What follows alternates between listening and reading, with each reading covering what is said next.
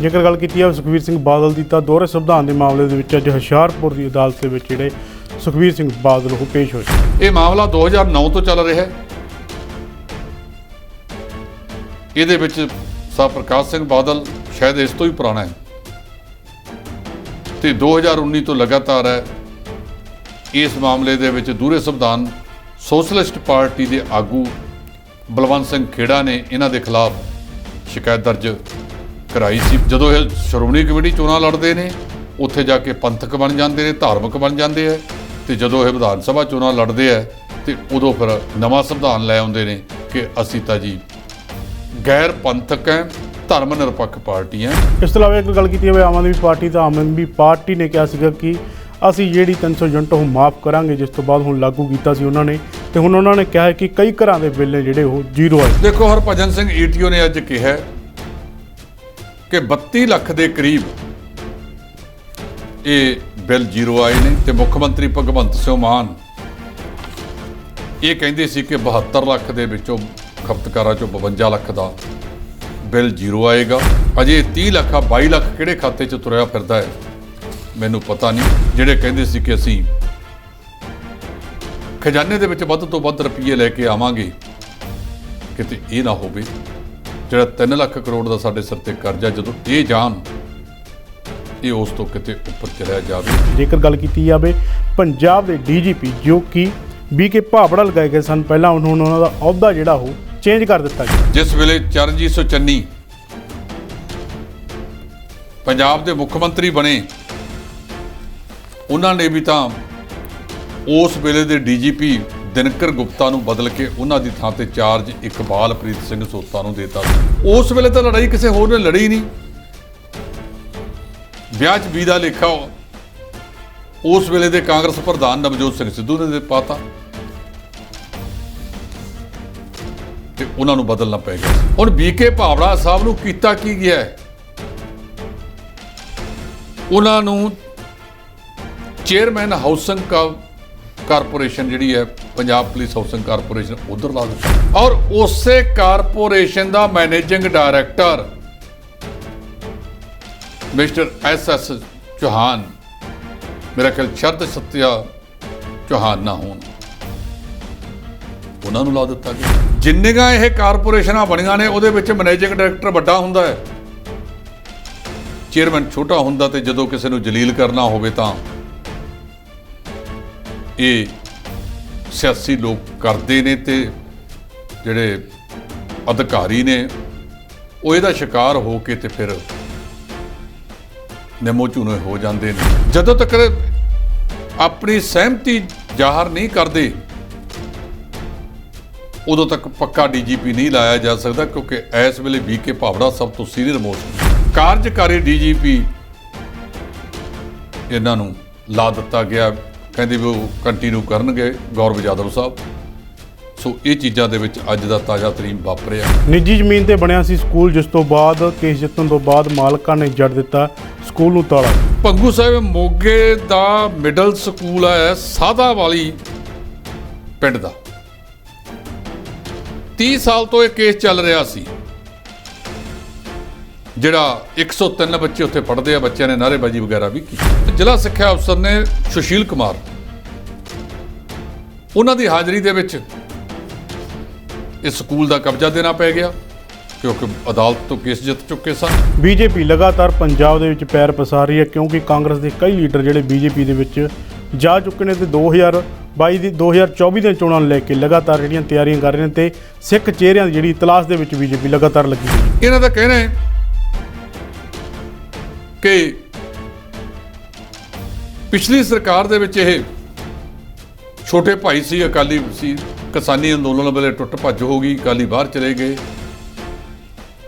ਤੇ ਹੁਣ ਉਹਨਾਂ ਨੂੰ ਪਤਾ ਲੱਗ ਗਿਆ ਕਿ ਇਹਨਾਂ ਨੇ ਸਾਨੂੰ ਨਾਲ ਰਲਾਉਣਾ ਨਹੀਂ। ਭਾਰਤੀ ਜਨਤਾ ਪਾਰਟੀ ਆਪਣੇ ਤੌਰ ਦੇ ਉੱਤੇ ਲੜੇਗੀ। ਉਹ ਅਕਾਲੀਆਂ ਵਿੱਚੋਂ ਵੀ, ਉਹ ਕਾਂਗਰਸ ਵਿੱਚੋਂ ਵੀ, ਹੋਰ ਵੀ ਕਿਸੇ ਪਾਰਟੀ ਦੇ ਵਿੱਚੋਂ ਉਹ ਇਸ ਗੱਲ ਦਾ ਦਾਅ ਲਾਈ ਬੈਠੇ ਨੇ ਕਿ ਜਿਹੜੇ ਸਿੱਖ ਚਿਹਰੇ ਨੇ ਉਹਨਾਂ ਸਿੱਖ ਚਿਹਰਿਆਂ ਨੂੰ 2024 ਤੋਂ ਪਹਿਲਾਂ ਭਾਰਤੀ ਜਨਤਾ ਪਾਰਟੀ 'ਚ ਲਿਆਂਦਾ ਜਾਵੇ, ਉਹਨਾਂ ਦੇ ਸਿਰ ਤੇ ਚੋਣਾਂ ਲੜੀਆਂ ਜਾਣ। ਕੈਪਟਨ ਅਮਰਿੰਦਰ ਸਿੰਘ ਦੀ ਪੰਜਾਬ ਲੋਕ ਕਾਂਗਰਸ, ਅਕਾਲੀ ਦਲ ਸੰਯੁਕਤ ਦੇ ਆਗੂ ਸੁਖਦੇਵ ਸਿੰਘ ਢੀਂਡਸਾ, ਪਰਮਿੰਦਰ ਸਿੰਘ ਢੀਂਡਸਾ, ਇਹਨਾਂ ਨੂੰ ਵੀ ਦੂਜੇ ਪਾਸੇ ਸ਼ਾਮਲ ਉਹਨਾਂ ਨੂੰ ਇਹਨਾਂ ਦੇ ਨਾਲ ਭਾਈਵਾਦੀ ਉਹਨਾਂ ਦੀ ਰੱਖੀ ਗਈ। ਇਸ ਨਾਲ ਇੱਕ ਗੱਲ ਕੀਤੀ ਸੋਨਾਲੀ ਪੁਕਾੜ ਦੀ ਤਾਂ ਉਸਦੇ ਕਤਲ ਮਾਮਲੇ ਦੇ ਵਿੱਚ ਜਿਹੜੀ ਗੁੱਥੀ ਸੁਲਝਦੀ ਦਿਖਾਈ ਦੇ ਰਹੀ ਆ। ਉਸਦੇ ਪੀਏ ਜਿਹੜੇ ਸੁਧੀਰ ਸੀਗੇ ਉਹਨਾਂ ਨੇ ਆਪਣਾ ਜਿਹੜਾ ਗੁਨਾਹ ਉਹ ਕਬੂਲਿਆ। ਉਹ ਇਹ ਗੱਲ ਮੰਨ ਲਈ ਕਿ ਇੱਕ ਸਾਜ਼ਿਸ਼ ਤਹਿਤ ਹੀ ਸੋਨਾਲੀ ਫੋਗਾਟ ਨੂੰ ਗੁੜਗਾਉਂ ਤੋਂ ਗੋਆ ਲਿਜਾਂਦਾ ਗਿਆ।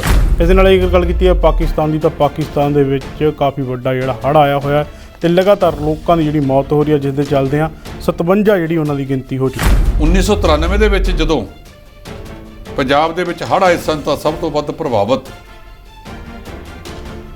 ਆਪਣਾ ਪਟਿਆਲਾ ਜ਼ਿਲ੍ਹਾ ਹੋਇਆ ਸੀ। ਕਈ ਹੋਰ ਜ਼ਿਲ੍ਹੇ ਵੀ ਹੋਏ ਸੀ। ਜਿਹੜਾ ਕੁਦਰਤ ਨਾਲ ਛੇੜਛਾੜ ਕੀਤੀ ਆ ਮਨੁੱਖ ਨੇ, ਇਹ ਸਮਝਣ ਦੀ ਯਤਨ ਨਹੀਂ ਕਰਦੇ। ਹਾਲ ਸਾਰੇ ਪਾਸੇ ਇਹੀ ਹੈ। ਜਦੋਂ ਇਹ ਸਤਾ ਵਿੱਚ ਨਹੀਂ ਸੀ ਤੇ ਅੱਡੀਆਂ ਚੱਕ ਕੇ ਕਹਿੰਦੇ ਸੀ ਕਿਸਾਨਾਂ ਦਾ ਮੁਆਵਜ਼ਾ ਨਹੀਂ ਦਿੰਦੇ। ਹੁਣ ਤਾਂ ਸੁਖਬੀਰ ਸਿੰਘ ਬਾਦਲ ਵੀ 20,000 ਦਾ ਮੁਆਵਜ਼ਾ ਮੰਗੀ ਜਾਂਦਾ ਹੈ। ਕਦੇ ਆਪਣੀ ਸਰਕਾਰ ਵੇਲੇ ਉਹਨੇ 20,000 ਦਾ ਜਾਂ 10,000 ਦਾ ਮੁਆਵਜ਼ਾ ਹੀ ਦਿੱਤਾ ਸੀ।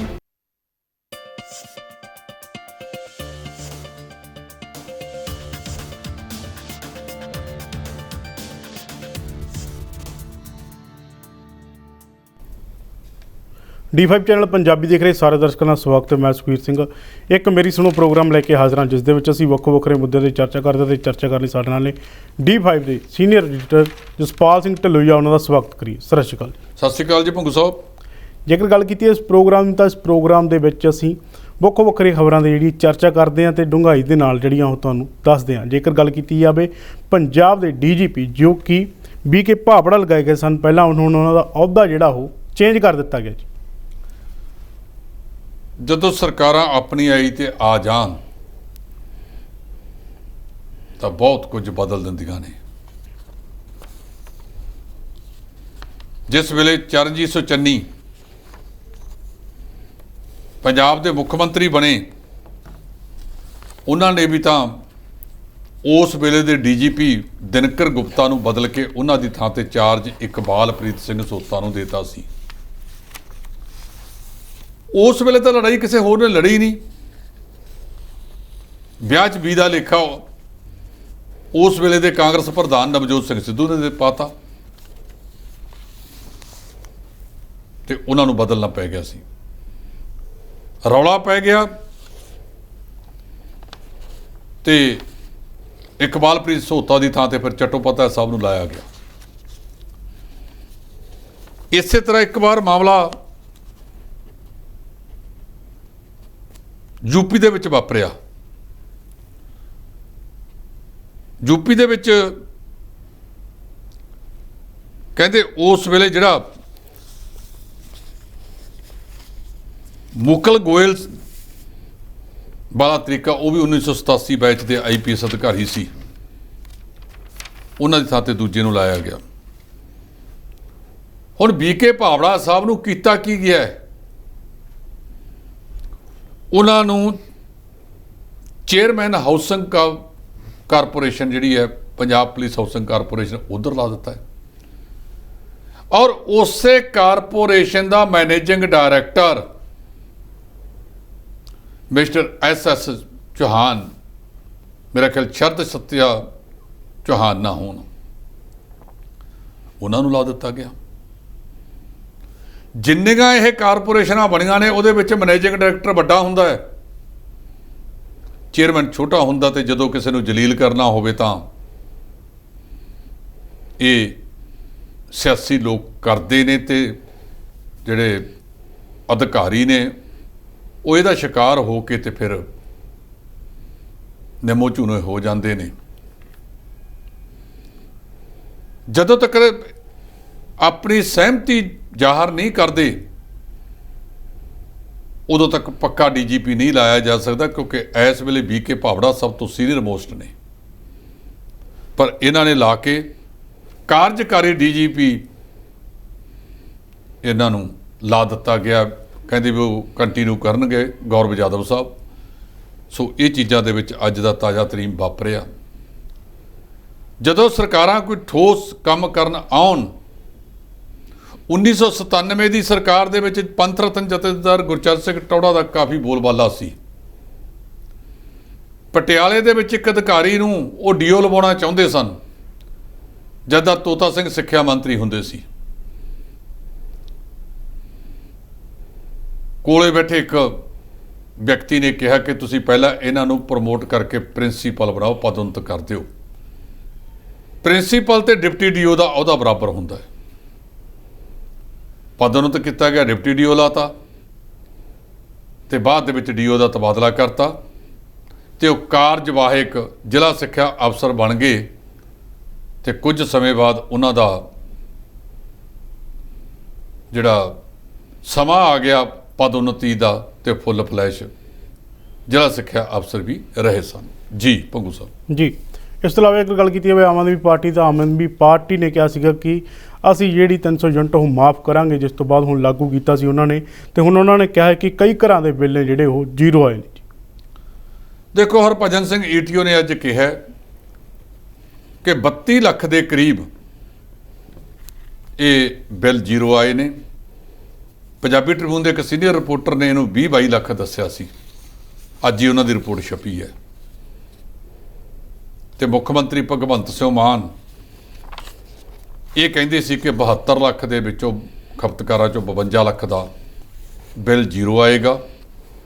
ਅਜੇ 30 ਲੱਖ 22 ਲੱਖ ਕਿਹੜੇ ਖਾਤੇ 'ਚ ਤੁਰਿਆ ਫਿਰਦਾ ਹੈ ਮੈਨੂੰ ਪਤਾ ਨਹੀਂ। ਸਾਡਾ ਤਾਂ ਬਿੱਲ ਮਾਫ ਨਹੀਂ ਹੋਇਆ, ਕੱਲ੍ਹ ਹੀ ਬਿੱਲ ਆਇਆ ਤੇ ਅਸੀਂ ਤਾਂ ਕੱਲ੍ਹ ਹੀ ਭਰ ਦਿੱਤਾ ਗਿਆ। ਜੇ ਅੱਗੇ ਕਿਤੇ ਮਾਫ ਹੋਵੇਗਾ ਪਤਾ ਨਹੀਂ, ਪਰ ਸਾਡਾ ਬਿੱਲ ਨਹੀਂ ਹੋਇਆ। ਅਸੀਂ ਨਾ ਸਬਸਿਡੀਆਂ 'ਚ ਪੈਣਾ ਚਾਹੁੰਦੇ ਹਾਂ, ਨਾ ਪਹਿਲਾਂ ਗੈਸ ਦੀ ਸਬਸਿਡੀ ਪ੍ਰਾਪਤ ਕੀਤੀ ਹੈ। ਜੇ ਸੁੱਖ ਸਹੂਲਤਾਂ ਲੈਣੀਆਂ ਨੇ ਤਾਂ ਇਹ ਮੁਕਤਖੋਰੀ ਦੀ ਥਾਂ 'ਤੇ ਇਸੇ ਤਰ੍ਹਾਂ ਦੀਆਂ ਗਰੰਟੀਆਂ ਸਾਰੇ ਦੇਸ਼ 'ਚ ਦੇਣ ਲੱਗੇ ਨੇ। ਮੈਂ ਇਹਦੇ ਨਾਲ ਸਹਿਮਤ ਨਹੀਂ ਆਪਣੇ ਤੌਰ 'ਤੇ ਕਿ ਹਰਭਜਨ ਸਿੰਘ ਈਟੀਓ ਸਾਹਿਬ ਇਹ ਦੱਸਣ ਕਿ ਬਿਜਲੀ ਬੋਰਡ ਦੀਆਂ ਤਨਖਾਹਾਂ ਤੇ ਉਹਨੂੰ ਚਲਾਉਣਾ ਕਿਵੇਂ ਹੈ। ਪਹਿਲਾਂ ਕਿਸਾਨਾਂ ਵਾਲੀਆਂ ਸਬਸਿਡੀਆਂ, ਫਿਰ ਜਿਹੜੀਆਂ ਅਨੁਸੂਚਿਤ ਜਾਤੀਆਂ ਨੂੰ 200 ਯੂਨਿਟ ਮਿਲਦਾ ਉਹ, ਤੇ ਹੁਣ 300 ਯੂਨਿਟ ਵਾਲਾ ਤੁਸੀਂ ਲਿਆ ਦਿੱਤਾ ਹੈ। ਜਿਹੜੇ ਕਹਿੰਦੇ ਸੀ ਕਿ ਅਸੀਂ ਖਜ਼ਾਨੇ ਦੇ ਵਿੱਚ ਵੱਧ ਤੋਂ ਵੱਧ ਰੁਪਈਏ ਲੈ ਕੇ ਆਵਾਂਗੇ, ਕਿਤੇ ਇਹ ਨਾ ਹੋਵੇ ਜਿਹੜਾ 3 ਲੱਖ ਕਰੋੜ ਦਾ ਸਾਡੇ ਸਿਰ 'ਤੇ ਕਰਜ਼ਾ, ਜਦੋਂ ਇਹ ਜਾਣ ਇਹ ਉਸ ਤੋਂ ਕਿਤੇ ਉੱਪਰ ਚਲਿਆ ਜਾਵੇ। ਮੈਂ ਸਮਝਦਾ ਕਿ ਮੈਂ ਮੁਕਤਖੋਰੀ ਦੀ ਜਿਹੜੀ ਇਹ ਰਾਜਨੀਤੀ ਹੈ ਇਹ ਕਿਸੇ ਵੀ ਦੇਸ਼ ਲਈ ਤੇ ਰਾਜ ਲਈ ਬਹੁਤ ਮੰਦਭਾਗੀ ਹੈ। ਪਰ ਸਰਕਾਰ ਜਾਣੇ ਕਿ ਸਰਕਾਰ ਨੇ ਉਹ ਪੈਸੇ ਕਿੱਥੋਂ ਦੇਣੇ ਨੇ, ਬਿਜਲੀ ਬੋਰਡ ਨੂੰ ਚਲਾਉਣਾ ਵੀ ਹੈ ਜਾਂ ਨਹੀਂ। ਸਮੁੱਚੇ ਸਾਰੇ ਪਾਸੇ ਅੱਜ ਨਿੱਜਤਾ ਅੱਗੇ ਆ ਗਈ ਹੈ। ਜਦੋਂ ਤੋਂ ਮੋਦੀ ਸਾਹਿਬ ਦੀ ਸਰਕਾਰ ਆਈ, ਇਹਨਾਂ ਨੇ ਗੈਸ ਸਿਲੰਡਰ ਵੀ ਵਧਾਏ, ਡੀਜ਼ਲ ਵੀ ਵਧਾਇਆ, ਪੈਟਰੋਲ ਵੀ ਵਧਾਇਆ ਤੇ ਉਹ ਅੱਜ ਵੀ ਵਾਧਾ ਨਜ਼ਰ ਆ ਰਿਹਾ ਹੈ। ਜੀ, ਜੇਕਰ ਗੱਲ ਕੀਤੀ ਜਾਵੇ ਮੰਡੀਆਂ ਦੇ ਜਿਹੜੇ ਖਾਲੀ ਪਏ ਪਲਾਟ ਨੇ ਉਹਨਾਂ ਨੂੰ ਲੈ ਕੇ, ਤਾਂ ਪੰਜਾਬ ਸਰਕਾਰ ਦਾ ਕਹਿਣਾ ਕਿ ਜਲਦ ਇਹਨਾਂ ਦੀ ਨਿਲਾਮੀ ਕੀਤੀ ਜਾਵੇ। ਅਸਲ ਦੇ ਵਿੱਚ ਜਿਹੜਾ ਆੜ੍ਹਤੀਆਂ ਨੇ ਸੰਘਰਸ਼ ਸ਼ੁਰੂ ਕੀਤਾ ਵਾ, ਕੱਲ੍ਹ ਵਾਲੇ ਦਿਨ ਸਾਡੇ ਮੰਤਰੀ ਕੁਲਦੀਪ ਸਿੰਘ ਧਾਲੀਵਾਲ ਸਾਹਿਬ ਨੇ ਆੜ੍ਹਤੀ ਐਸੋਸੀਏਸ਼ਨ ਦੇ ਕਾਰਕੁਨਾਂ ਦੇ ਨਾਲ ਇੱਕ ਮੀਟਿੰਗ ਕੀਤੀ। ਇਹਨਾਂ ਦੇ ਸੀਨੀਅਰ ਆਗੂ ਆੜ੍ਹਤੀਆਂ ਦੇ ਰਵਿੰਦਰ ਸਿੰਘ ਚੀਮਾ, ਕਈ ਹੋਰ ਆਗੂ ਨੇ ਵੱਖ-ਵੱਖ ਜਥੇਬੰਦੀਆਂ 'ਚੋਂ, ਇੱਕ ਧੜੇ ਦੇ ਵਿਜੇ ਕਾਲੜਾ ਸਾਹਿਬ ਵੀ ਨੇ। ਉਸ ਮੀਟਿੰਗ ਦੇ ਵਿੱਚ ਕੁਝ ਵਿਸ਼ੇਸ਼ ਫੈਸਲੇ ਹੋਏ ਜਿਨ੍ਹਾਂ ਦੇ ਵਿੱਚ ਉਹਨਾਂ ਨੇ ਸੰਘਰਸ਼ ਕਰਨਾ ਸੀ ਤੇ ਉਹ 9 ਸਤੰਬਰ ਤੱਕ ਮੁਲਤਵੀ ਕਰਤਾ। ਉਦੋਂ ਤੱਕ ਜਿਹੜੇ ਇਹਨਾਂ ਦੇ ਸੈਕਟਰੀ ਪੱਧਰ ਦੇ ਅਧਿਕਾਰੀ ਨੇ ਸਰਬਜੀਤ ਸਿੰਘ, ਉਹ ਤੇ ਹੋਰ ਇਹ ਵਧੀਕ ਚੀਫ ਸੈਕਟਰੀ ਨੇ ਸਰਬਜੀਤ ਸਿੰਘ, ਇਹਨਾਂ ਸਾਰਿਆਂ ਦੀ ਮੀਟਿੰਗ ਹੋਈ। ਉਹ ਮੀਟਿੰਗ ਦੇ ਵਿੱਚ ਇਹਨਾਂ ਨਾਲ ਇੱਕ ਤੈਅ ਹੋਇਆ ਕਿ ਜਿਹੜੇ ਮੰਡੀਆਂ 'ਚ ਖਾਲੀ ਪਲਾਟ ਪਏ ਨੇ ਉਹ ਤੁਹਾਨੂੰ ਅਲਾਟ ਕਰ ਦਿੱਤੇ ਜਾਣਗੇ। ਜਿਹੜਾ ਉਹਦੇ ਤੇ 24% ਵਿਆਜ ਲੱਗਦਾ ਹੈ ਉਹ ਵੀ ਕਹਿੰਦੇ ਉਹਨੂੰ ਤਰਕਸੰਗਤ ਕਰ ਦਿਆਂਗੇ, ਘਟਾ ਵਧਾ ਲਵਾਂਗੇ। 9 ਤਰੀਕ ਤੱਕ ਦਾ ਉਹਨਾਂ ਨੇ ਟਾਈਮ ਦੇ ਦਿੱਤਾ ਧਾਲੀਵਾਲ ਸਾਹਿਬ ਨੇ। ਜਿਹਦੇ ਕਰਕੇ ਆੜ੍ਹਤੀਆਂ ਨੇ, ਕਿਉਂਕਿ ਇਹਨਾਂ ਨੂੰ ਕਹਿਤਾ ਸੀ ਕਿ ਤੁਹਾਨੂੰ ਜਿਹੜੀ ਆੜ੍ਹਤ ਹੈ ਉਹ ਅਸੀਂ 2.5% ਤੋਂ ਘਟਾ ਕੇ 1% ਦੇਵਾਂਗੇ, ਜਿਹਦੇ ਨਾਲ ਸਰਕਾਰ ਦਾ ਤਰਕ ਇਹ ਸੀ ਕਿ ਝੋਨੇ ਤੇ ਕਣਕ ਦੇ ਵਿੱਚ ਤਾਂ ਝਰਾਈ ਵਗੈਰਾ ਲੱਗਦੀ ਹੈ, ਨਰਮਾ ਤਾਂ ਜਿਵੇਂ ਕਿਸਾਨ ਲਿਆ ਕੇ ਸੁੱਟਦੇ ਆ ਤਾਂ ਤੁਸੀਂ ਤਾਂ ਪੱਲੀਆਂ ਭਰ ਕੇ ਤੋਰਨਾ ਹੀ ਹੈ। ਉਹ ਇਹਦੇ 'ਚ ਉਹਨਾਂ ਨੇ ਵਿਰੋਧ ਕਰਤਾ ਸੀ ਤੇ ਮੈਨੂੰ ਲੱਗਦਾ ਕਿ 9 ਤਰੀਕ ਨੂੰ ਜਿਹੜੀ ਦੁਬਾਰਾ ਮੀਟਿੰਗ ਹੋਊਗੀ ਉਹਦੇ ਵਿੱਚ ਇਹਨਾਂ ਦਾ ਕੋਈ ਨਾ ਕੋਈ ਢਾਪਨ, ਕੋਈ ਵਿਚਲਾ ਹੱਲ ਨਿਕਲ ਆਏਗਾ। ਜੀ, ਨਿੱਜੀ ਜ਼ਮੀਨ ਤੇ ਬਣਿਆ ਸੀ ਸਕੂਲ, ਜਿਸ ਤੋਂ ਬਾਅਦ ਕੇਸ ਜਿੱਤਣ ਤੋਂ ਬਾਅਦ ਮਾਲਕਾਂ ਨੇ ਜੜ ਦਿੱਤਾ ਸਕੂਲ ਨੂੰ ਤਾਲਾ। ਜੀ, ਭੰਗੂ ਸਾਹਿਬ ਮੋਗੇ ਦਾ ਮਿਡਲ ਸਕੂਲ ਹੈ ਸਾਦਾ ਵਾਲੀ ਪਿੰਡ ਦਾ, 30 ਸਾਲ ਤੋਂ ਇਹ ਕੇਸ ਚੱਲ ਰਿਹਾ ਸੀ। ਜਿਹੜਾ 103 ਬੱਚੇ ਉੱਥੇ ਪੜ੍ਹਦੇ ਆ, ਬੱਚਿਆਂ ਨੇ ਨਾਅਰੇਬਾਜ਼ੀ ਵਗੈਰਾ ਵੀ ਕੀਤੀ। ਇਹਦੇ ਵਿੱਚ ਅਦਾਲਤੀ ਫੈਸਲਾ ਉਹਨਾਂ ਬੰਦਿਆਂ ਦੇ ਹੱਕ 'ਚ ਆ ਗਿਆ ਜਿਹੜੇ ਕਹਿੰਦੇ ਆ ਕਿ ਅਸੀਂ ਕੇਂਦਰ ਤੋਂ ਇਹ ਸਾਡੇ ਬਜ਼ੁਰਗਾਂ ਨੇ ਖਰੀਦਿਆ ਸੀ। ਉਸ ਤੋਂ ਬਾਅਦ ਉੱਥੇ ਦੇ ਜ਼ਿਲ੍ਹਾ ਸਿੱਖਿਆ ਅਫਸਰ ਨੇ ਸੁਸ਼ੀਲ ਕੁਮਾਰ, ਉਹਨਾਂ ਦੀ ਹਾਜ਼ਰੀ ਦੇ ਵਿੱਚ ਇਸ ਸਕੂਲ ਦਾ ਕਬਜ਼ਾ ਦੇਣਾ ਪੈ ਗਿਆ, ਕਿਉਂਕਿ ਅਦਾਲਤ ਤੋਂ ਕੇਸ ਜਿੱਤ ਚੁੱਕੇ ਸਨ। ਤੇ ਹੁਣ ਇਹਨਾਂ ਜਿਹੜੇ ਉੱਥੋਂ ਦੇ ਜ਼ਿਲ੍ਹਾ ਸਿੱਖਿਆ ਅਫਸਰ ਨੇ ਉਹਨਾਂ ਦੇ ਕੱਲ੍ਹ ਇਹੀ ਬਿਆਨ ਨਾਲ ਛਪਿਆ ਕਿ ਅਸੀਂ ਅਗਲੇ ਦਿਨਾਂ ਦੇ ਵਿੱਚ ਇਸ ਸਕੂਲ ਵਾਸਤੇ ਕੋਈ ਹੋਰ ਢੁਕਵੀਂ ਥਾਂ ਤਲਾਸ਼ ਕਰਕੇ ਉੱਥੇ ਸਕੂਲ ਚਲਾ ਦੇਵਾਂਗੇ, ਵਿਦਿਆਰਥੀਆਂ ਦਾ ਕੋਈ ਨੁਕਸਾਨ ਨਹੀਂ ਹੋਵੇਗਾ, ਬਦਲਵੀਂ ਥਾਂ ਦੇ ਉੱਤੇ ਇਹ ਸਕੂਲ ਖੋਲ੍ਹਿਆ ਜਾਵੇਗਾ।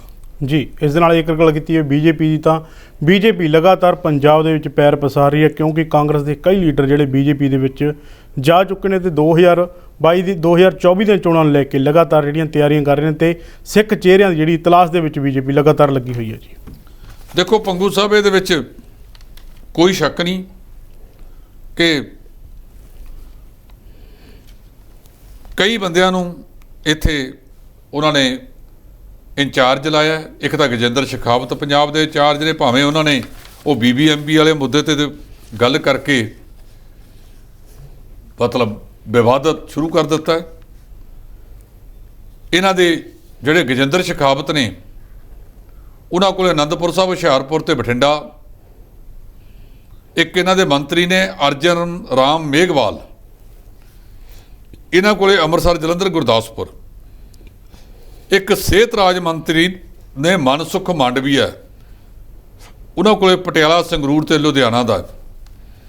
ਇਹਨਾਂ ਨੇ ਤਿੰਨ ਬੰਦਿਆਂ ਨੂੰ ਇਹ ਤਿੰਨ ਲੋਕ ਸਭਾ ਹਲਕੇ ਦਿੱਤੇ ਨੇ। ਕੁੱਲ 900 ਲੋਕ ਸਭਾ ਹਲਕਿਆਂ ਦੇ ਉੱਤੇ ਇਹਨਾਂ ਨੇ ਆਪਣੇ ਆਪ ਨੂੰ ਕੇਂਦਰਿਤ ਕੀਤਾ ਹੈ। ਤੇ ਇਹਦੇ ਨਾਲ ਜੇ 9 ਲੋਕ ਸਭਾ ਹਲਕੇ ਨੇ, 117 ਸਾਡੇ ਜ਼ਿਲ੍ਹੇ ਨੇ, 13 ਨਾਇਆ 117, 9 ਸੀਟਾਂ ਇੱਕ 'ਚ ਆਉਂਦੀਆਂ ਨੇ। 81 ਵਿਧਾਨ ਸਭਾ ਦੇ ਹਲਕਿਆਂ ਦੇ ਉੱਤੇ ਲਗਭਗ 78, 81 ਕਈ ਥਾਵਾਂ ਤੇ ਦਾ ਫਰਕ ਹੈ। ਉਹਦੇ ਤੇ ਇਹ ਆਪਣਾ ਧਿਆਨ ਕੇਂਦਰਿਤ ਕਰ ਰਹੇ ਨੇ ਤੇ ਸਿੱਖ ਚਿਹਰਿਆਂ ਦੀ ਤਲਾਸ਼ ਜਿਹੜੀ ਆ ਉਹ ਜ਼ਿਆਦਾ ਕਰ ਰਹੇ ਨੇ। ਇਹਨਾਂ ਦਾ ਕਹਿਣਾ ਹੈ ਕਿ ਪਿਛਲੀ ਸਰਕਾਰ ਦੇ ਵਿੱਚ ਇਹ ਛੋਟੇ ਭਾਈ ਸੀ, ਅਕਾਲੀ ਸੀ, ਕਿਸਾਨੀ ਅੰਦੋਲਨ ਵੇਲੇ ਟੁੱਟ ਭੱਜ ਹੋ ਗਈ, ਅਕਾਲੀ ਬਾਹਰ ਚਲੇ ਗਏ ਤੇ ਹੁਣ ਉਹਨਾਂ ਨੂੰ ਪਤਾ ਲੱਗ ਗਿਆ ਕਿ ਇਹਨਾਂ ਨੇ ਸਾਨੂੰ ਨਾਲ ਰਲਾਉਣਾ ਨਹੀਂ। ਭਾਰਤੀ ਜਨਤਾ ਪਾਰਟੀ ਆਪਣੇ ਤੌਰ ਦੇ ਉੱਤੇ ਲੜੇਗੀ। ਉਹ ਅਕਾਲੀਆਂ ਵਿੱਚੋਂ ਵੀ, ਉਹ ਕਾਂਗਰਸ ਵਿੱਚੋਂ ਵੀ, ਹੋਰ ਵੀ ਕਿਸੇ ਪਾਰਟੀ ਦੇ ਵਿੱਚੋਂ ਉਹ ਇਸ ਗੱਲ ਦਾ ਦਾਅ ਲਾਈ ਬੈਠੇ ਨੇ ਕਿ ਜਿਹੜੇ ਸਿੱਖ ਚਿਹਰੇ ਨੇ, ਉਹਨਾਂ ਸਿੱਖ ਚਿਹਰਿਆਂ ਨੂੰ 2024 ਤੋਂ ਪਹਿਲਾਂ ਭਾਰਤੀ ਜਨਤਾ ਪਾਰਟੀ 'ਚ ਲਿਆਂਦਾ ਜਾਵੇ, ਉਹਨਾਂ ਦੇ ਸਿਰ ਤੇ ਚੋਣਾਂ ਲੜੀਆਂ ਜਾਣ। ਇੱਕ ਗੱਲ ਬੜੀ ਸਪਸ਼ਟ ਹੋ ਗਈ ਹੈ ਕਿ ਅਕਾਲੀ ਦਲ ਨਾਲ ਹੁਣ ਇਹਨਾਂ ਦਾ ਰਲੇਵਾਂ ਨਹੀਂ ਆਉਂਦਾ। ਜਿਹੜੀ ਬੋਲੀ ਹੁਣ ਅਕਾਲੀ ਦਲ ਬੋਲਣ ਲੱਗ ਗਿਆ ਹੈ, ਉਹਦੇ ਤੋਂ ਸਾਨੂੰ ਜਮਾਂ ਨਜ਼ਰ ਆਉਂਦਾ ਹੈ। ਇਹਨਾਂ ਨੇ ਆਪਣੇ 3 ਸਿੱਖ ਨੇ, ਮਨਜੀਤ ਸਿੰਘ ਰਾਏ, ਰਜਿੰਦਰ ਮੋਹਨ ਸ਼ੀਨਾ, ਹਰਜੀਤ ਗਰੇਵਾਲ ਵੀ ਹੈ। ਤੇ ਪਿਛਲੇ ਦਿਨਾਂ ਦੇ ਵਿੱਚ ਇਹਨਾਂ ਨੇ ਇਕਬਾਲ ਸਿੰਘ ਲਾਲਪੁਰਾ ਨੂੰ ਘੱਟ ਗਿਣਤੀ ਕਮਿਸ਼ਨ ਦਾ ਚੇਅਰਮੈਨ ਬਣਾ ਕੇ ਉਹਨਾਂ ਨੂੰ ਸੰਸਦੀ ਬੋਰਡ ਭਾਜਪਾ ਦੇ ਵਿੱਚ ਵੀ ਲਿਆ। ਜੇ ਕਾਂਗਰਸ ਵਿੱਚੋਂ ਦੇਖੀਏ ਤਾਂ ਬਹੁਤ ਸਾਰੇ ਆਗੂ ਗਏ ਨੇ ਬਲਵੀਰ ਸਿੱਧੂ ਹੈ, ਗੁਰਪ੍ਰੀਤ ਕਾਂਗੜ ਹੈ, ਰਾਣਾ ਗੁਰਮੀਤ ਸੋਢੀ ਹੈ। ਇਹ ਸਾਰੇ ਸਿੱਖ ਚਿਹਰੇ ਨੇ ਜਿਨ੍ਹਾਂ ਨੂੰ ਭਾਰਤੀ ਜਨਤਾ ਪਾਰਟੀ ਨੇ ਆਪਣੇ ਸ਼ਮੂਲੀਅਤ ਕੀਤੀ ਕਰਾਈ ਹੈ। ਤੇ ਦੂਜੇ ਪਾਸੇ ਜਿਹੜੇ ਕੈਪਟਨ ਅਮਰਿੰਦਰ ਸਿੰਘ ਦੀ ਪੰਜਾਬ ਲੋਕ ਕਾਂਗਰਸ, ਅਕਾਲੀ ਦਲ ਸੰਯੁਕਤ ਦੇ ਆਗੂ ਸੁਖਦੇਵ ਸਿੰਘ ਢੀਂਡਸਾ, ਪਰਮਿੰਦਰ ਸਿੰਘ ਢੀਂਡਸਾ, ਇਹਨਾਂ ਨੂੰ ਵੀ ਦੂਜੇ ਪਾਸੇ ਸ਼ਾਮਲ ਉਹਨਾਂ ਨੂੰ ਇਹਨਾਂ ਦੇ ਨਾਲ ਭਾਈਵਾਲੀ ਉਹਨਾਂ ਦੀ ਰੱਖੀ ਗਈ ਹੈ। ਜੀ ਜੀ, ਇਸ ਦੇ ਨਾਲ ਇੱਕ ਗੱਲ ਕੀਤੀ ਹੈ ਸੋਨਾਲੀ ਪੁਕਾੜ ਦੀ, ਤਾਂ ਉਸ ਦੇ ਕਤਲ ਮਾਮਲੇ ਦੇ ਵਿੱਚ ਜਿਹੜੀ ਗੁੱਥੀ ਸੁਲਝਦੀ ਦਿਖਾਈ ਦੇ ਰਹੀ ਆ। ਉਸ ਦੇ ਪੀਏ ਜਿਹੜੇ ਸੁਧੀਰ ਸੀਗੇ ਉਹਨਾਂ ਨੇ ਆਪਣਾ ਜਿਹੜਾ ਗੁਨਾਹ ਉਹ ਕਬੂਲਿਆ ਜੀ। ਇਸ ਵੇਲੇ ਸੁਧੀਰ ਸਾਗਵਾਨ ਹੈ ਜਿਹੜਾ ਇਹ ਗੋਆ ਪੁਲਿਸ ਦੀ ਹਿਰਾਸਤ ਵਿੱਚ ਹੈ। ਉਹਨੇ ਇਹ ਗੱਲ ਮੰਨ ਲਈ ਕਿ ਇੱਕ ਸਾਜ਼ਿਸ਼ ਤਹਿਤ ਹੀ ਸੋਨਾਲੀ ਫੋਗਾਟ ਨੂੰ ਗੁੜਗਾਉਂ ਤੋਂ ਗੋਆ ਲਿਜਾਂਦਾ ਗਿਆ ਸੀ। ਇੱਥੇ ਤੁਸੀਂ ਦੇਖੋ ਤਾਂ ਸਹੀ ਨਾ, ਜਿਸ ਸ਼ਖਸੀਅਤ ਨੇ ਇਹ ਸਾਗਵਾਨ ਹੈ ਕਿ ਬੜਾ ਕਿਹੜਾ ਸਾਂਗ ਹੈ ਇਹਦੇ ਤੇ ਭਰੋਸਾ ਕੀਤਾ ਤੇ ਉਹੀ ਲੋਕ ਉਹਦੇ ਜਾਨ ਦੇ ਬੈਰੀ ਨਿਕਲੇ। ਗੋਆ ਦੇ ਸੀਨੀਅਰ ਪੁਲਿਸ ਅਧਿਕਾਰੀਆਂ ਨੇ ਇਹ ਗੱਲ ਕਹੀ ਹੈ ਕਿ ਸਾਡੇ ਕੋਲ ਇੰਨੇ ਕੁ ਦਸਤਾਵੇਜ਼ ਹੋ ਚੁੱਕੇ ਨੇ ਜਿਹਦੇ ਨਾਲ ਇਹਨੂੰ ਸੁਧੀਰ ਸਾਗਵਾਨ ਨੂੰ ਦੋਸ਼ੀ ਠਹਿਰਾਉਣ ਦੇ ਵਿੱਚ ਕੋਈ ਦਿੱਕਤ ਨਹੀਂ ਆਵੇਗੀ। ਇਹ ਗੱਲ ਉਹਨਾਂ ਨੇ ਜਾਂਚ ਦੇ ਦੌਰਾਨ ਕਹੀ ਹੈ। ਲੇਕਿਨ ਜਿਹੜਾ ਇਹਦਾ ਭਰਾ ਨੇ ਦੋ, ਬਤਨ ਢਾਕਾ ਤੇ ਰਿੰਕੂ ਢਾਕਾ, ਉਹਨਾਂ ਨੇ ਦੱਸਿਆ ਕਿ ਅਗਲੇ ਦਿਨਾਂ ਦੇ ਵਿੱਚ ਗੋਆ ਦੀ ਪੁਲਿਸ ਇਹਦਾ ਸੁਧੀਰ ਸਾਗਵਾਨ ਦੇ ਘਰ ਦੀ ਤਲਾਸ਼ੀ ਲੈਣ ਵੀ ਆ ਰਹੀ ਹੈ। ਹੋ ਸਕਦਾ ਕੁਛ ਹੱਥ ਲੱਗ ਜਾਵੇ, ਪਰ ਜਿਸ ਤਰ੍ਹਾਂ ਰੌਲਾ ਪੈ ਗਿਆ ਮੈਨੂੰ ਨਹੀਂ ਲੱਗਦਾ ਕਿ ਉਹਨਾਂ ਦੇ ਪਰਿਵਾਰ ਵਾਲਿਆਂ ਨੇ ਇਹ ਸਾਰਾ ਕੁਝ ਇੱਥੇ ਸਾਂਭ ਕੇ ਰੱਖਿਆ ਹੋਵੇਗਾ। ਜੀ ਜੀ, ਇਸ ਦੇ ਨਾਲ ਇੱਕ ਗੱਲ ਕੀਤੀ ਹੈ ਪਾਕਿਸਤਾਨ ਦੀ, ਤਾਂ ਪਾਕਿਸਤਾਨ ਦੇ ਵਿੱਚ ਕਾਫੀ ਵੱਡਾ ਜਿਹੜਾ ਹੜ੍ਹ ਆਇਆ ਹੋਇਆ ਤੇ ਲਗਾਤਾਰ ਲੋਕਾਂ ਦੀ ਜਿਹੜੀ ਮੌਤ ਹੋ ਰਹੀ ਹੈ, ਜਿਸ ਦੇ ਚੱਲਦਿਆਂ 57 ਜਿਹੜੀ ਉਹਨਾਂ ਦੀ ਗਿਣਤੀ ਹੋ ਚੁੱਕੀ ਹੈ। ਦੇਖੋ ਪੰਗੂ ਸਾਹਿਬ, ਕੁਦਰਤ ਦੇ ਕਹਿਰ ਦਾ ਕੁਝ ਨਹੀਂ ਪਤਾ ਲੱਗਦਾ ਜੀ। 1993 ਦੇ ਵਿੱਚ ਜਦੋਂ ਪੰਜਾਬ ਦੇ ਵਿੱਚ ਹੜ੍ਹ ਆਏ ਸਨ ਤਾਂ ਸਭ ਤੋਂ ਵੱਧ ਪ੍ਰਭਾਵਿਤ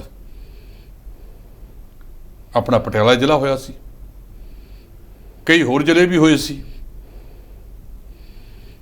ਜਿਹੜਾ ਕੁਦਰਤ ਨਾਲ ਛੇੜਛਾੜ ਕੀਤੀ ਆ ਮਨੁੱਖ ਨੇ, ਇਹ ਸਮਝਣ ਦੀ ਯਤਨ ਨਹੀਂ ਕਰਦੇ। ਹਾਲ ਸਾਰੇ ਪਾਸੇ ਇਹੀ ਹੈ। ਪੰਜਾਬ ਦੇ ਵਿੱਚ ਹੜ੍ਹ ਆਇਆ, ਫਾਜ਼ਿਲਕਾ ਦੇ ਖੇਤਰ ਵਿੱਚ ਫਸਲਾਂ ਡੁੱਬੀਆਂ, ਨਰਮੇ ਦਾ ਨੁਕਸਾਨ ਹੋਇਆ।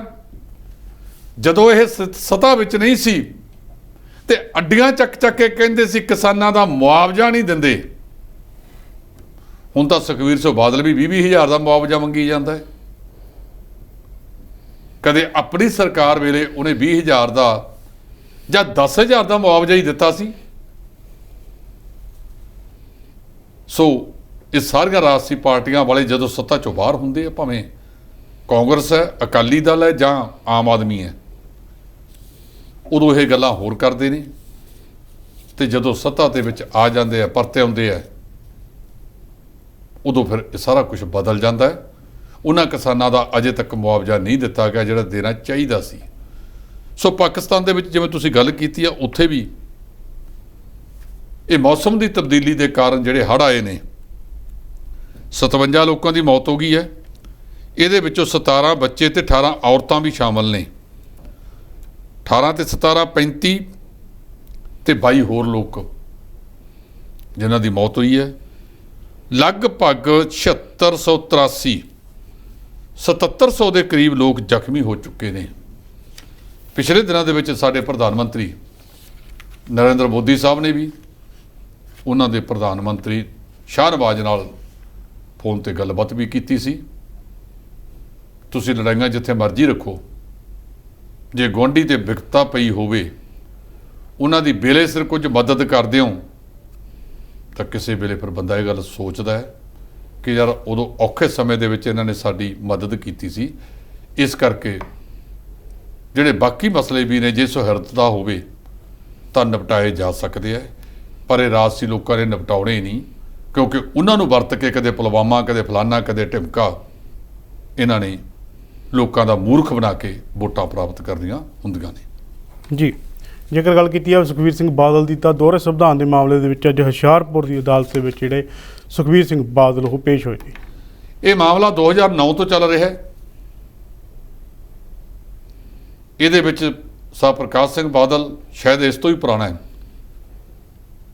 ਤੇ 2019 ਤੋਂ ਲਗਾਤਾਰ ਹੈ ਇਸ ਮਾਮਲੇ ਦੇ ਵਿੱਚ ਦੂਰੇ ਸੰਵਿਧਾਨ ਸੋਸ਼ਲਿਸਟ ਪਾਰਟੀ ਦੇ ਆਗੂ ਬਲਵੰਤ ਸਿੰਘ ਖੇੜਾ ਨੇ ਇਹਨਾਂ ਦੇ ਖਿਲਾਫ ਸ਼ਿਕਾਇਤ ਦਰਜ ਕਰਾਈ ਸੀ। ਪਹਿਲਾਂ ਤਾਂ ਇਸੇ ਗੱਲ 'ਚ ਹੀ ਤੋਰਾ ਫੇਰਾ ਕਰਦੇ ਰਹੇ, ਕਦੇ ਜੂਰੀਡਿਕਸ਼ਨ ਨਹੀਂ, ਕਦੇ ਫਲਾਨਾ ਨਹੀਂ, ਕਦੇ ਢਿਮਕਾ ਨਹੀਂ, ਕਦੇ ਹਾਈ ਕੋਰਟ ਲੈ ਗਏ। ਪਿਛਲੇ ਸਾਲ ਹਾਈ ਕੋਰਟ ਨੇ ਇਹਨਾਂ ਨੂੰ ਆਦੇਸ਼ ਦਿੱਤੇ ਕਿ ਤੁਸੀਂ ਹੁਸ਼ਿਆਰਪੁਰ ਦੀ ਅਦਾਲਤ ਸੈਸ਼ਨ ਅਦਾਲਤ ਦੇ ਵਿੱਚ ਜਾ ਕੇ ਆਪਣਾ ਕੇਸ ਭੁਗਤੋ। ਇੱਥੇ ਦਾ ਉਹਦਾ ਕੋਈ ਗੱਲ ਨਹੀਂ ਬਣਦੀ। ਸੋ ਇਸ ਕਰਕੇ ਅੱਜ ਇਹ ਪੇਸ਼ੀ ਭੁਗਤਣ ਗਏ ਸੀ।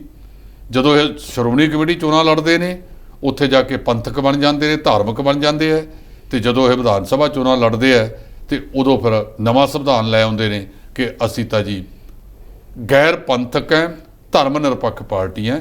ਉਹਦੇ ਵਿੱਚ ਹੁਣ ਲਗਾਤਾਰ ਸੁਣਵਾਈ ਚੱਲ ਰਹੀ ਹੈ। ਸਰਦਾਰ ਪ੍ਰਕਾਸ਼ ਸਿੰਘ ਬਾਦਲ, ਸੁਖਬੀਰ ਸਿੰਘ ਬਾਦਲ ਅਤੇ ਡਾਕਟਰ ਦਲਜੀਤ ਸਿੰਘ ਚੀਮਾ ਨੂੰ ਪਿਛਲੇ ਦਿਨਾਂ ਦੇ ਵਿੱਚ ਅਦਾਲਤ 'ਚ ਪੇਸ਼ ਹੋ ਕੇ ਜ਼ਮਾਨਤਾਂ ਵੀ ਕਰਾਉਣੀਆਂ ਪਈਆਂ ਸਨ। ਜੀ, ਇਸ ਨਾਲ ਇੱਕ ਗੱਲ ਕੀਤੀ ਆਮ ਆਦਮੀ ਪਾਰਟੀ ਦੇ ਰਾਜ ਸਭਾ ਮੈਂਬਰ ਰਾਘਵ ਚੱਡਾ ਦੀ ਤਾਂ ਉਹਨਾਂ ਨੇ ਰਾਸ਼ਟਰਪਤੀ ਦ੍ਰੋਪਦੀ ਮੁਰਮੂ ਦੇ ਨਾਲ ਜਿਹੜੀ ਮੁਲਾਕਾਤ ਕੀਤੀ ਹੈ ਜੀ। ਦੇਖੋ ਇਹਦੇ 'ਚ ਪੰਗੂ ਉਹ ਰਾਜ ਸਭਾ ਦੇ ਮੈਂਬਰ ਨੇ ਜੀ। ਦ੍ਰੋਪਦੀ ਮੁਰਮੂ ਸਾਰੇ ਦੇਸ਼ ਦੇ ਰਾਸ਼ਟਰਪਤੀ ਨੇ। ਇਹ ਤਾਂ ਨਹੀਂ ਹੈ ਵੀ ਕੋਈ ਹੁਣ ਭਾਰਤੀ ਜਨਤਾ ਪਾਰਟੀ ਦੇ ਬਣ ਗਏ। ਪੰਜਾਬ ਦੀਆਂ ਕੁਝ ਸਮੱਸਿਆਵਾਂ ਨੂੰ ਲੈ ਕੇ ਰਾਘਵ ਚੱਡਾ ਹੋਰਾਂ ਨੇ ਕੋਈ ਮੰਗ ਪੱਤਰ ਜਿਹੜਾ ਹੈਗਾ ਇਹਨਾਂ ਨੂੰ ਰਾਸ਼ਟਰਪਤੀ ਸਾਹਿਬਾਂ ਨੂੰ ਦਿੱਤਾ ਹੈਗਾ। ਚੰਗੀ ਗੱਲ ਹੈ ਕਿ ਜੇ ਸਾਡਾ ਕੋਈ ਇੱਥੇ ਇਹ ਆਗੂ ਉੱਥੇ ਜਾ ਕੇ ਪੰਜਾਬ ਦੀ ਗੱਲ ਕਰਦੇ ਹੈ, ਉਹਨਾਂ ਦਾ ਫਰਜ਼ ਵੀ ਬਣਦਾ ਹੈ ਤੇ ਉਹਨਾਂ ਨੂੰ ਕਰਨੀ ਵੀ ਚਾਹੀਦੀ ਹੈ ਜੀ। ਇਸ ਦੇ ਨਾਲ ਇੱਕ ਗੱਲ ਕੀਤੀ ਜਾਵੇ ਆਮ ਆਦਮੀ ਪਾਰਟੀ ਤਾਂ ਆਮ ਆਦਮੀ ਪਾਰਟੀ ਲਗਾਤਾਰ ਸਵਾਲਾਂ ਦੇ ਘੇਰੇ 'ਚ ਘਿਰਦੀ ਨਜ਼ਰ ਆ ਰਹੀ ਹੈ। ਕਾਂਗਰਸ ਪਾਰਟੀ ਨੇ ਸਵਾਲ ਖੜੇ ਕੀਤੇ ਨੇ ਕਿ ਜੋ ਆਮ ਆਦਮੀ ਪਾਰਟੀ ਨੇ ਨਿਯੁਕਤੀ ਪੱਤਰ ਜਿਹੜੇ ਵੰਡੇ ਨੇ, ਕੁਝ ਅਹੁਦੇ ਵੰਡੇ ਨੇ, ਉਹਦੇ ਵਿੱਚ ਅਰਵਿੰਦ ਕੇਜਰੀਵਾਲ ਦੇ ਜਿਹੜੇ ਸਾਈਨ ਹੋਏ ਨੇ। ਇਹ ਜਿਹੜਾ ਮਾਮਲਾ ਹੈਗਾ ਪਿਛਲੇ ਦਿਨਾਂ ਦੇ ਵਿੱਚ ਇਹਨਾਂ ਨੇ ਚੇਅਰਮੈਨ ਤੇ ਕੁਝ ਬੋਰਡਾਂ ਤੇ ਵਗੈਰਾ ਦੇ ਲਾਏ ਨੇ ਜੀ। ਇਹ ਮਾਮਲਾ ਉਠਾਇਆ ਸੁਖਪਾਲ ਸਿੰਘ ਖਹਿਰਾ ਨੇ ਜੀ। ਇੱਕ ਸੋਸ਼ਲ ਮੀਡੀਆ ਦੇ ਉੱਤੇ ਪੱਤਰ ਜਾਰੀ ਹੋ ਰਿਹਾ ਜਿਹਦੇ ਤੇ ਅਰਵਿੰਦ ਕੇਜਰੀਵਾਲ ਦੇ ਸਾਈਨ ਹੋਏ ਹੋਏ ਨੇ, ਹਸਤਾਖਰ ਨੇ। ਅਜਿਹੇ ਮਾਮਲੇ ਦੇ ਵਿੱਚ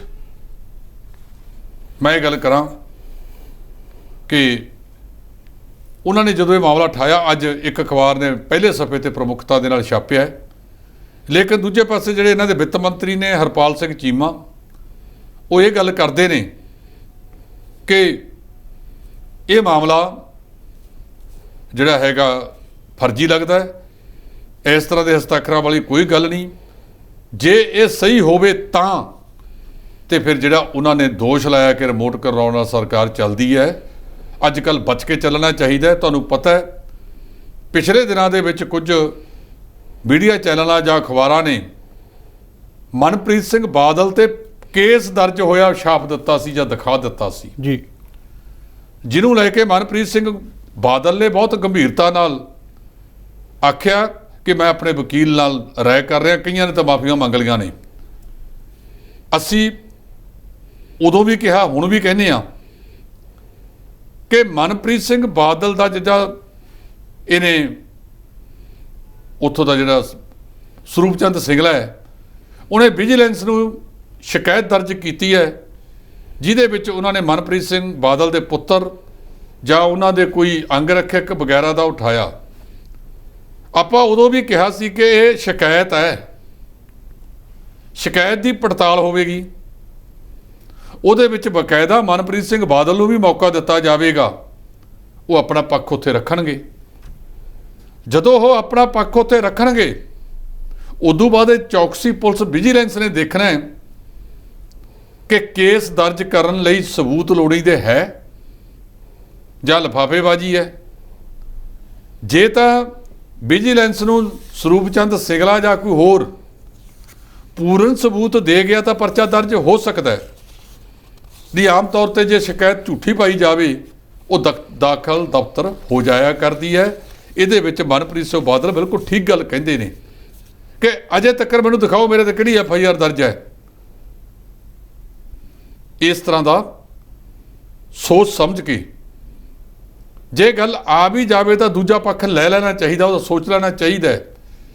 ਆਪਾਂ ਉਦੋਂ ਵੀ ਕਿਹਾ ਸੀ ਕਿ ਸ਼ਿਕਾਇਤ ਹੈ, ਉਹ ਸ਼ਿਕਾਇਤ ਮਨਪ੍ਰੀਤ ਬਾਦਲ ਤੱਕ ਜਾਂਦੀ ਹੈ ਜਾਂ ਨਹੀਂ ਜਾਂਦੀ, ਇਹ ਜਿਹੜੀ ਬਠਿੰਡੇ ਦੀ ਚੌਕਸੀ ਪੁਲਿਸ ਦੀ ਟੀਮ ਹੈ ਉਹ ਦੱਸੇਗੀ। ਤਾਜ਼ਾ ਉੱਥੇ ਹਰਪਾਲ ਸਿੰਘ ਹੋਰੀ ਜਿਹੜੇ ਨੇ ਵਿਜੀਲੈਂਸ ਪੁਲਿਸ ਦੇ ਐਸਐਸਪੀ ਲੱਗੇ ਨੇ, ਕੱਲ੍ਹ ਹੀ ਆਰਡਰ ਹੋਏ ਨੇ ਉਹਨਾਂ ਦੇ ਜੀ। ਇਹ ਉਹਨਾਂ ਦੀ ਟੀਮ ਨੂੰ ਪੜਤਾਲ ਕਰੇਗੀ ਕਿ ਉਹ ਗੱਲ ਉੱਥੋਂ ਤੱਕ ਜਾਂਦੀ ਵੀ ਹੈ ਜੋ ਦੋਸ਼ ਸਰੂਪ ਚੰਦ ਸਿੰਗਲੇ ਨੇ ਲਾਏ ਨੇ। ਜੇ ਸਬੂਤ ਸਾਰੇ ਪੱਕੇ ਹੋ ਗਏ ਤਾਂ ਕੇਸ ਹੋ ਸਕਦਾ ਹੈ, ਉਦੋਂ ਤੱਕ ਕੇਸ ਨਹੀਂ ਮੰਨਿਆ ਜਾ ਸਕਦਾ ਜਦੋਂ ਤੱਕ FIR ਦਰਜ ਨਾ ਹੋਵੇ। ਜੀ, ਇਸ ਦੇ ਨਾਲ ਇੱਕ ਗੱਲ ਕੀਤੀ ਪੰਜਾਬ ਦੀ, ਤਾਂ ਕਾਂਗਰਸੀਆਂ ਦਾ ਕਹਿਣਾ ਹੈ ਕਿ ਪੰਜਾਬ ਦੀਆਂ ਬਾਹਰਲੀ ਤਾਕਤਾਂ ਜਿਹੜੀਆਂ ਉਹ ਸ਼ਾਂਤੀ ਭੰਗ ਕਰ ਰਹੀਆਂ ਨੇ। ਕੱਲ੍ਹ ਪ੍ਰਤਾਪ ਸਿੰਘ ਬਾਜਵਾ ਵਿਰੋਧੀ ਧਿਰ ਦੇ ਆਗੂ ਨੇ, ਪੰਜਾਬ ਕਾਂਗਰਸ ਦੇ ਪ੍ਰਧਾਨ ਅਮਰਿੰਦਰ ਸਿੰਘ ਰਾਜਾ ਵੜਿੰਗ ਤੇ ਹੋਰ, ਇਹ ਜਿਹੜੇ ਤਰਨਤਾਰਨ ਠੱਕਰਪੁਰਾ ਪਿੰਡ ਦੇ ਵਿੱਚ ਘਟਨਾ ਵਾਪਰੀ ਹੈ ਜੀ, ਉੱਥੇ ਪਾਦਰੀ ਸਾਹਿਬ ਨੂੰ ਜਿਹੜੇ ਉਹਨਾਂ ਦੇ ਤੇ ਹੋਰ ਜਥੇਬੰਦੀਆਂ ਨੇ ਈਸਾਈ ਭਾਈਚਾਰੇ ਦੇ ਉਹਨਾਂ ਨੂੰ ਮਿਲਣ ਗਏ ਸੀ। ਉੱਥੋਂ ਹੀ ਉਹਨਾਂ ਨੇ ਪੰਜਾਬ ਦੇ DGP ਨਾਲ ਗੱਲਬਾਤ ਵੀ ਕੀਤੀ ਹੈ ਸ਼ਾਇਦ, ਔਰ ਤਰਨਤਾਰਨ ਦੇ SSP ਰਣਜੀਤ ਸਿੰਘ ਢਿੱਲੋਂ ਨਾਲ ਵੀ ਸੰਪਰਕ ਸਾਧਿਆ। ਕੀ ਗੱਲਬਾਤ ਹੋਈ ਆ ਪਤਾ ਨਹੀਂ, ਲੇਕਿਨ ਉਹਨਾਂ ਨੇ ਇਹ ਗੱਲ ਕਿਹਾ ਕਿ ਇਹ ਬੜੀ ਸੋਚੀ ਸਮਝੀ ਸਾਜ਼ਿਸ਼ ਹੈ, ਕੋਈ ਬਾਹਰੀ ਸ਼ਕਤੀਆਂ ਇਹਦੇ ਵਿੱਚ ਕੰਮ ਕਰ ਰਹੀਆਂ ਨੇ। ਪੰਜਾਬ ਪੁਲਿਸ ਨੂੰ ਇਹਨੂੰ ਹਲਕੇ 'ਚ ਨਹੀਂ ਲੈਣਾ ਚਾਹੀਦਾ, ਇਹਨੂੰ ਬਕਾਇਦਾ ਵੱਡੇ ਪੱਧਰ ਦੇ ਉੱਤੇ ਇਹਨੂੰ ਲਓ, ਇਹਦੀ ਤਹਿ ਤੱਕ ਜਾਓ ਕਿ ਕੌਣ ਇਹਦੇ ਪਿੱਛੇ ਕੰਮ ਕਰ ਰਿਹਾ, ਕਿਤੇ ਭਾਈਚਾਰਕ ਸਾਂਝਾਂ ਨੂੰ ਤਾਰ ਪੀਡੋ ਕਰਨ ਦਾ ਕੋਈ ਯਤਨ ਤਾਂ ਨਹੀਂ ਹੋ ਰਿਹਾ। ਇਹ ਉਹਨਾਂ ਨੇ ਮਾਮਲਾ ਉਠਾਇਆ। ਜੀ, ਜੇਕਰ ਗੱਲ ਕੀਤੀ ਜਾਵੇ ਨਸ਼ੇ ਦੀ, ਤਾਂ ਨਸ਼ੇ ਦੀ ਓਵਰਡੋਜ਼ ਕਾਰਨ 2 ਸਕੇ ਭਰਾਵਾਂ ਜਿਹੜੀ ਮੌਤ ਹੋ ਗਈ। ਇਹ 2 ਸਕੇ ਭਰਾ ਨੇ ਜਿਹੜੇ, ਇਹ ਪਿੰਡ ਹੈਗਾ ਜੀ ਖਡੂਰ ਸਾਹਿਬ ਦੇ ਕੋਲ ਹੈ ਜੀ। ਉੱਥੋਂ ਦੇ 2 ਸਕੇ ਭਰਾ ਸੀ, ਇੱਕ ਦਾ ਨਾਮ ਅੰਗਰੇਜ਼ ਸਿੰਘ ਹੈ, ਇੱਕ ਦਾ ਹੋਰ ਹੈ ਜੀ। ਵੱਡੇ ਭਰਾ ਦੀ ਕਹਿੰਦੇ ਉਹ ਪਹਿਲਾਂ ਇਹਨਾਂ ਕਾਰਨਾਂ ਕਰਕੇ ਹੀ ਮਾੜੇ ਸੰਗਤ ਦੇ ਵਿੱਚ ਪੈ ਗਏ, ਉੱਥੇ ਉਹਦੀ ਮੌਤ ਹੋ ਗਈ। ਘਰੇ ਅਜੇ ਪਾਠ ਪ੍ਰਕਾਸ਼ ਹੈ, ਉਹਦਾ ਭੋਗ ਨਹੀਂ ਪਿਆ ਜੀ। ਤੇ ਜਿਹੜਾ ਛੋਟਾ ਲੜਕਾ ਸੀ ਦੂਜਾ, ਉਹਦਾ ਸਕਾ ਭਰਾ, ਵੱਡੇ ਦੀ ਉਮਰ 23 ਸਾਲ ਹੈ, ਛੋਟੇ ਦੀ ਉਮਰ 21 ਕੁ ਸਾਲ ਹੈ, ਸ਼ਾਇਦ ਗੁਰਜੀਤ ਸਿੰਘ ਆ ਉਹਦਾ ਨਾਮ। ਇਹ ਕਹਿੰਦੇ ਉਧਰ ਕਿਤੇ ਗੁਜਰਾਤ ਵੱਲ ਕੰਮ ਕਰਦੇ ਸੀ ਤੇ ਉਹਦੀ ਵੀ ਨਸ਼ੇ ਦੀ ਓਵਰਡੋਜ਼ ਦੇ ਨਾਲ ਮੌਤ ਹੋ ਗਈ ਹੈ। ਅਜੇ ਵੀ ਨਸ਼ਾ ਜਿਹੜਾ ਹੈਗਾ ਜਿਉਂ ਦੀ ਤਿਉਂ ਵਿਕ ਰਿਹਾ, ਭਾਵੇਂ ਸਰਕਾਰ ਦਾਅਵਾ ਕਰਦੀ ਹੈ ਕਿ ਅਸੀਂ ਵੱਡੇ ਪੱਧਰ ਤੇ ਕਾਬੂ ਪਾ ਲਿਆ ਹੈ। ਮੈਨੂੰ ਲੱਗਦਾ ਉਸ ਪੱਧਰ ਤੇ ਅਜੇ ਵੀ ਕਾਬੂ ਨਹੀਂ ਪਿਆ ਜਿਸ ਪੱਧਰ ਤੇ ਪੈਣਾ ਚਾਹੀਦਾ ਹੈ। ਸਰਕਾਰ ਯਤਨ ਕਰ ਰਹੀ ਹੈ, ਅਸੀਂ ਇਸ ਗੱਲ ਦੇ ਉੱਤੇ ਸਰਕਾਰ ਦੇ ਯਤਨਾਂ ਦੀ ਸ਼ਲਾਘਾ ਵੀ ਕਰਦੇ ਹਾਂ, ਨਾਲ ਇਹ ਵੀ ਕਹਾਂਗੇ ਕਿ ਸਰਕਾਰ ਇਹਦੇ ਤੇ ਹੋਰ ਤੇਜ਼ੀ ਨਾਲ ਕਾਬੂ ਪਾਵੇ। ਦੂਜਾ, ਇਹ ਬੱਚੇ ਨਸ਼ੇ ਵੱਲ ਜਾ ਕੇ ਰਹੇ ਨੇ, ਇਹ ਗੈਂਗਸਟਰ ਕਿਉਂ ਬਣ ਰਹੇ ਨੇ, ਇਹ ਖੜਕੂ ਕਿਉਂ ਬਣੇ ਸੀ, ਉਹਨਾਂ ਤੇ ਜਾ ਕੇ ਵੀ ਕੁਝ ਸੋਚਣ ਦੀ ਜ਼ਰੂਰਤ ਹੈ। ਅਸਲ ਦੇ ਵਿੱਚ ਇਹ ਬਿਮਾਰੀ ਦੀ ਜੜ ਰਾਜਸੀ ਲੋਕ ਨਿਕਲਣਗੇ। ਬਹੁਤ ਸਾਰੇ ਜਿਹੜੇ ਇਸ ਵੇਲੇ ਇੱਥੇ ਭਾਸ਼ਣ ਦਿੰਦੇ ਆ, ਹੋਰ ਕੁਝ ਕਰਦੇ ਆ, ਉਹਨਾਂ ਨੂੰ ਪੈਦਾ ਕਰਨ ਵਾਲੇ ਵੀ ਇਹ ਸਿਆਸੀ ਆਗੂ ਸਨ ਤੇ ਸਿਆਸੀ ਆਗੂਆਂ ਨੇ ਇਹ ਸਾਰਾ ਕੁਝ ਪੈਦਾ ਕੀਤਾ ਹੈ। ਤੇ ਜੇ ਮੌਜੂਦਾ ਸਰਕਾਰ 'ਚ ਜ਼ਰੂਰਤ ਹੈ, ਉਹ ਫਿਰ ਇਹਨਾਂ ਦਾ ਸੰਪਰਕ ਉਹਨਾਂ ਸਿਆਸੀ ਆਗੂਆਂ ਨੇ ਨਾਲ ਜੋੜੋ। ਕਹਿੰਦੇ ਫਿਰ ਚੋਰ ਨਾ ਮਾਰੋ, ਚੋਰ ਦੀ ਮਾਂ ਨੂੰ ਮਾਰੋ ਜਿਹਨੇ ਇਹੋ ਜਿਹੇ ਚੋਰ ਪੈਦਾ ਕੀਤੇ ਹੈ। ਜੀ, ਧੰਨਵਾਦ ਜੀ। ਇਹ ਸਨ D5 ਦੇ ਸੀਨੀਅਰ ਐਡੀਟਰ ਜਸਪਾਲ ਸਿੰਘ ਢਿੱਲੋਂ, ਜਿਨ੍ਹਾਂ ਨੇ ਵੱਖੋ ਵੱਖਰੇ ਮੁੱਦਿਆਂ ਦੀ ਚਰਚਾ ਕੀਤੀ। ਜਲਦ ਨਵਾਂ ਪ੍ਰੋਗਰਾਮ ਲੈ ਕੇ ਹਾਜ਼ਰ ਹੋਵਾਂਗੇ। ਸਾਨੂੰ ਦਿਓ ਇਜਾਜ਼ਤ। ਧੰਨਵਾਦ।